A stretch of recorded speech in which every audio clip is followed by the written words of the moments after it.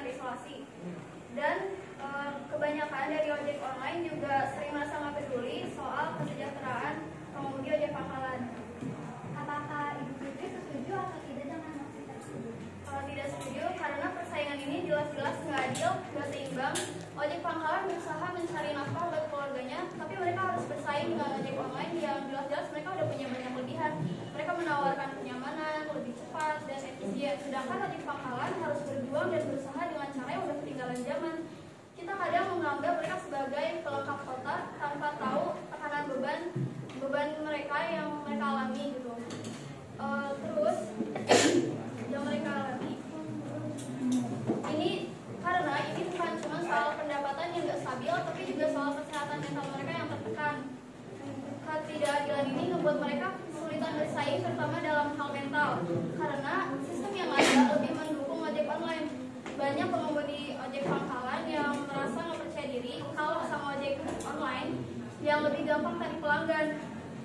Mereka sering merasa terisolasi, khawatir, stres tentang masa depan mereka, dan hal ini tuh membuat kesehatan mental dan fisik mereka terganggu.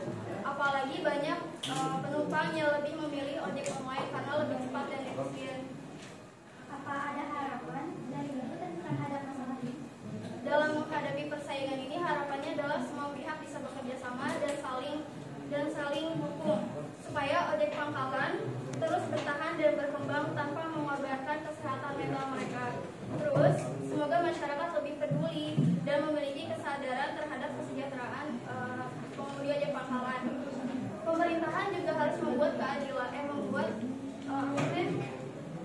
membuat kebijakan yang lebih adil, mendukung kesehatan pengemudi dan mendorong inovasi dalam layanan ojek pangkalan. Dengan upaya ini, diharapkan pengemudi ojek pangkalan dapat beradaptasi dan berkembang dalam dunia yang terus berubah. Ada solusinya agar masalah ini bisa terselesaikan?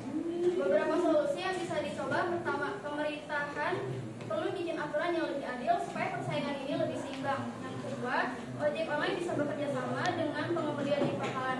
Misalnya, ngasih pelatihan atau